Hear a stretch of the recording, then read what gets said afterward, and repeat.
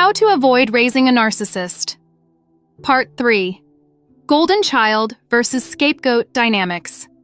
Parenting mistakes that can create narcissism. When one child is always the hero and another is always the problem.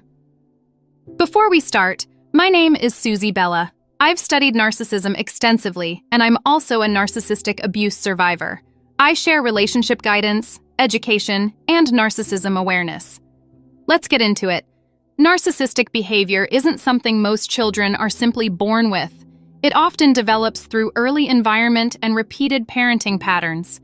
In some families, one child becomes the golden child. They can break rules, and the parents laugh it off. But another seems to be a big problem.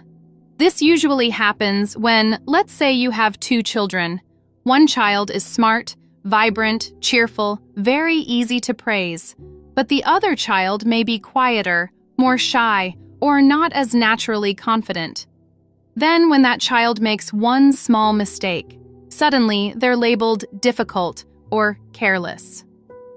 Here's a simple example.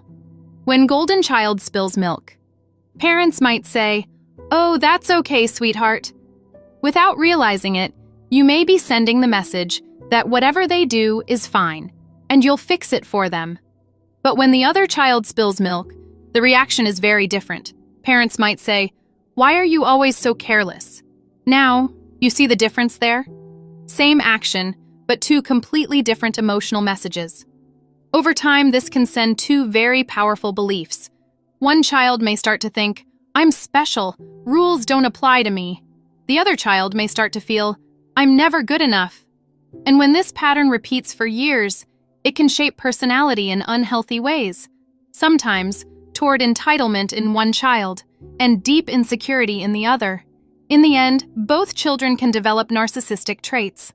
The golden child may grow into a grandiose narcissist, while the quiet one may become a covert narcissist. Without realizing it, you could be raising two different types of narcissists, and I'm sure that's not what any parent wants. Healthy parenting isn't about picking favorites. It's about warmth and fair boundaries for every child. Because when there's imbalance at home, it can shape personality in ways most people don't realize.